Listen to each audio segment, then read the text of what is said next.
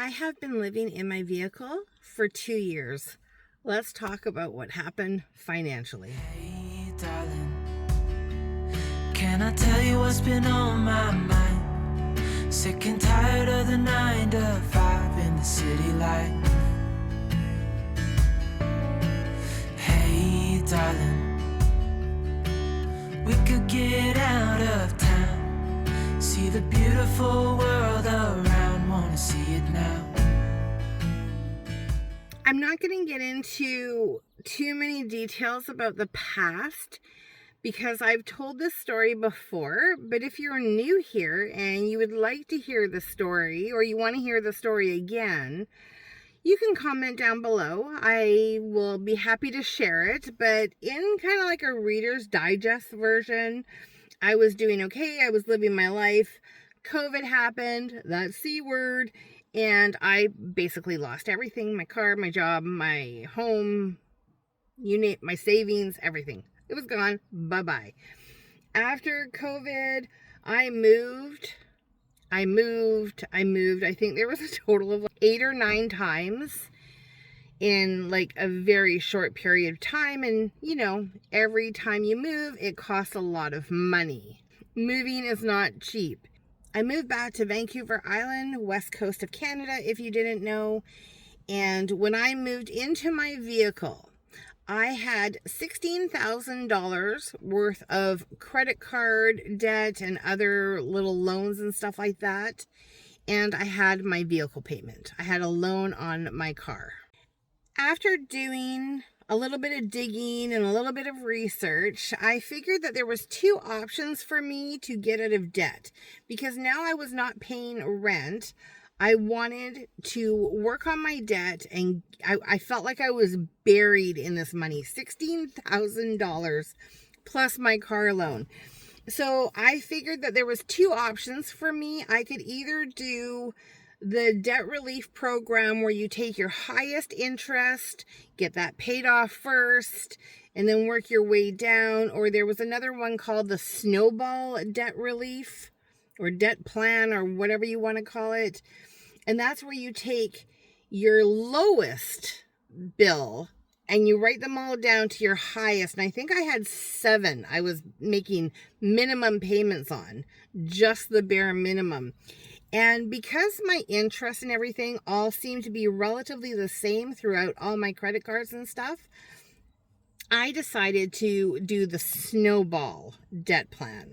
So I'm not going to get into the whole details about the snowball because you can go Google it. There's tons of YouTube videos about it.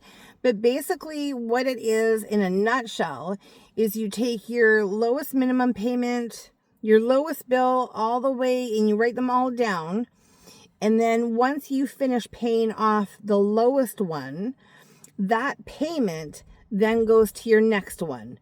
And then so forth and so forth. Like, so for a quick example, say I had 3 bills and they were $10. And we're going to make it simple here. 10, 20, and 30. Once I finished paying off that $10, I would take that $10 and add it to the $20 minimum payment. So now that payment's now $30. Once that's done, that 30, then that gets added to the $20 one. So now that's $50. I hope that makes sense. I'm not a finance person by any stretch of the imagination. I'm not an accountant. Go look it up if you're interested. But that's what really worked for me, was the snowball. And after I think 4 or 5 months living in my car, I think I had paid off like about $5,000 of that $16,000 debt I was in.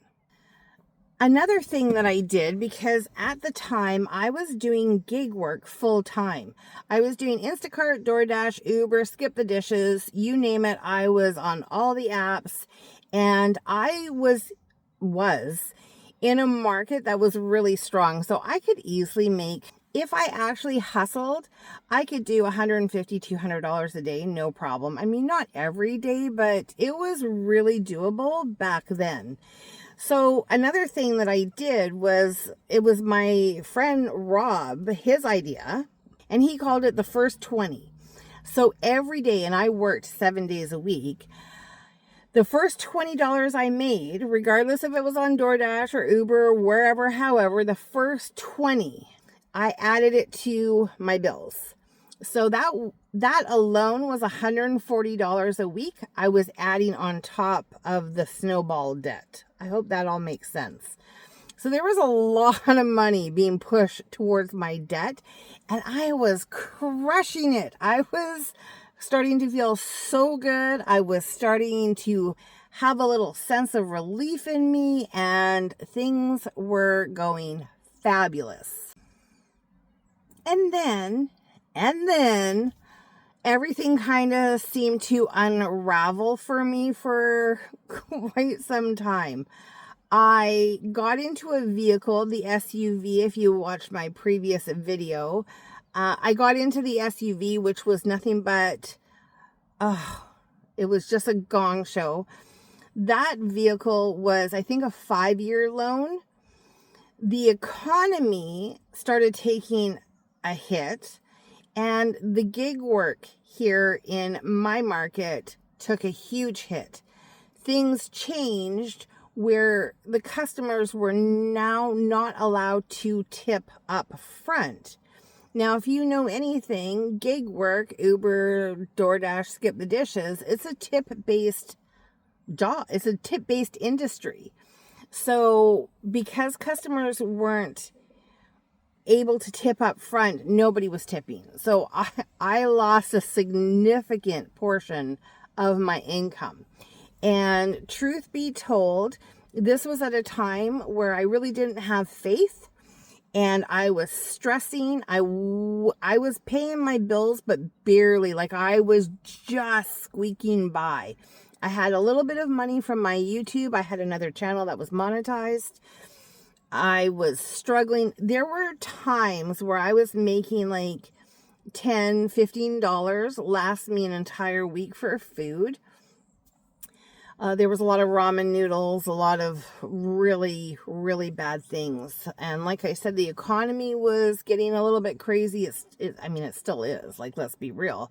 We were paying, it was ridiculous, like $5 for a thing of celery, $4 for like a tomato, $3 for a cucumber. Like, the prices were absolutely outrageous.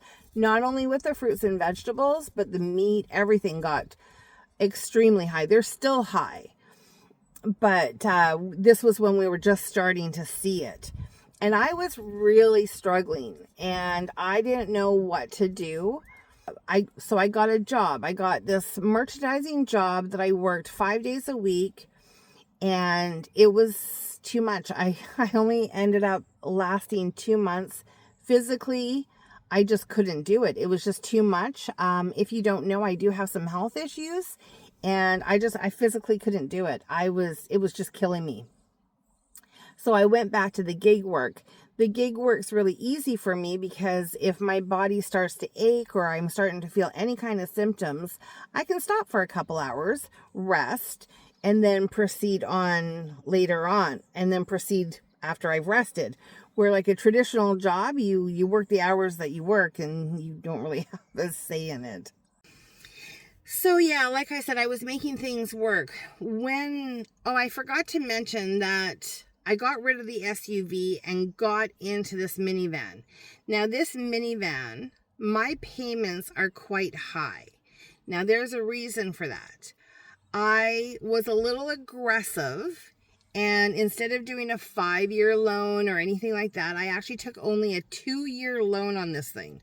So it made my payments obviously a little bit higher, but I figure if I can hustle and I can make things work, then 2 years, you got 2 years only. I was all for that.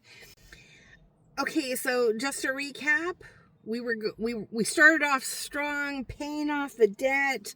Things were looking good. Got into a little bit of a situation with, some extra bills, the economy, everything else. And now we get to today. What does my finances look like today? Let me tell you, I am so close.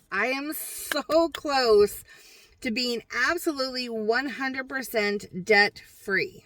So let me break down for you what I owe as of today after 2 years of living in my vehicle, going through a really good time and some really tough times.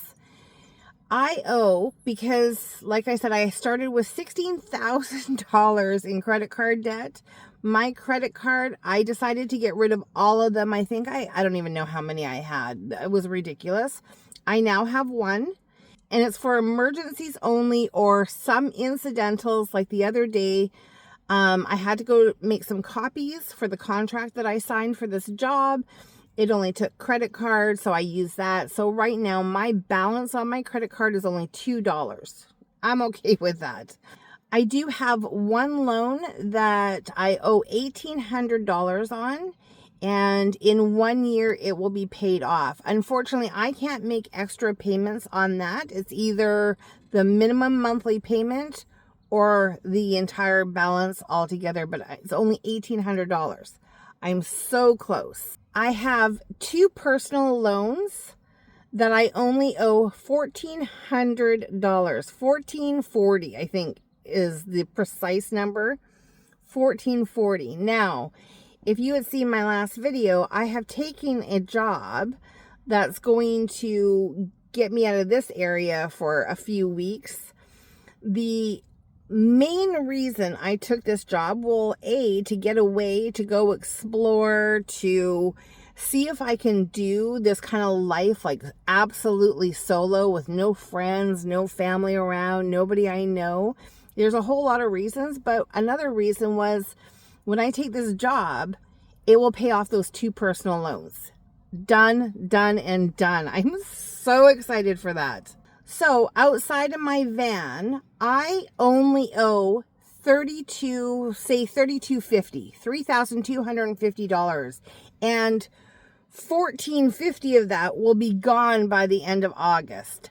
I am so excited. Like I said, the one loan will be paid off next year unless I magically come up with $1,800 to pay it all off right now. And then my van, because I only took out a 2-year loan, will be paid off by next year. So I'm only 1 year away from being completely debt free. Now I still have my monthly incidentals like storage, cell phone, insurance, all that kind of stuff. But just to get out of debt, and that would have taken me 3 years, $16,000 in credit cards and loans and stuff like that, plus, a few other things that were added in throughout the year, and then a vehicle in 3 years. So while I completely understand that this lifestyle is not for everybody, I once again confirm that it was absolutely the right choice for me. And not only do I have an absolute sense of freedom, I am going to be debt free. And it took only 3 years. 3 years. So I'm okay with that. Some things got a little dicey. Some things got a little sketchy. I don't know if I mentioned this, but I did take a part-time job doing some computer work. So I don't have to do gig work 7 days a week. And that has absolutely been a blessing for sure. Because working 7 days a week was getting old. I also took a huge risk when I gave up my fully monetized YouTube channel to start this brand new one. But it didn't really hurt that much, and I feel 1,000 times better about it. Fresh new start. Everybody has been super supportive, so I thank you for that. So that's it. 3 years. In 3 years, 2 years, I'm almost debt free. 3 years, I will be 100% debt free. So excited, cannot wait. You might be wondering what my plan is after I become debt free. Well, right now I don't have a solid plan.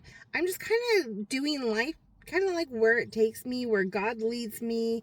We're just doing our thing.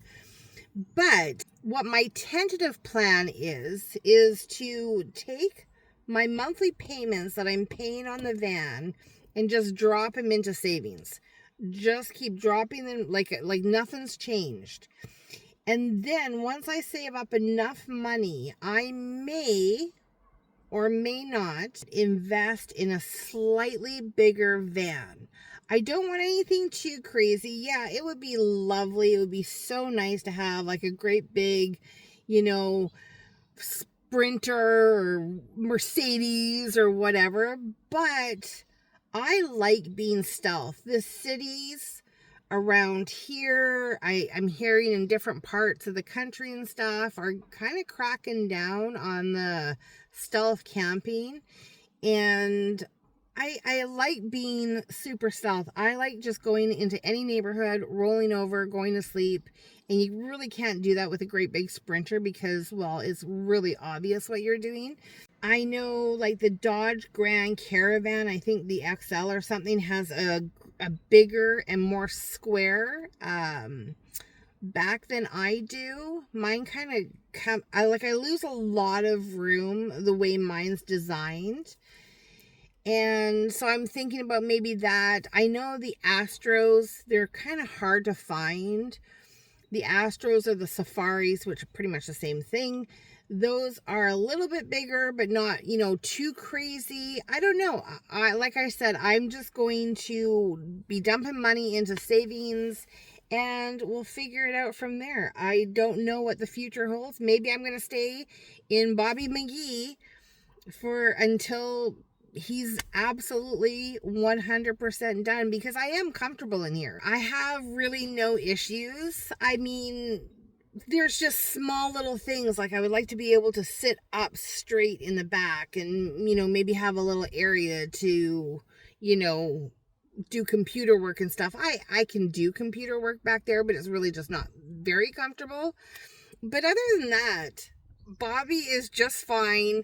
He's stealthy. He's a stealthy boy. And like I said, I have everything I need. And in 1 year, I will be completely debt free. And that's what the video was all about. So I hope you got some information. Anyway, I hope you're doing well, staying safe. And don't forget, try to make someone smile today. Bye.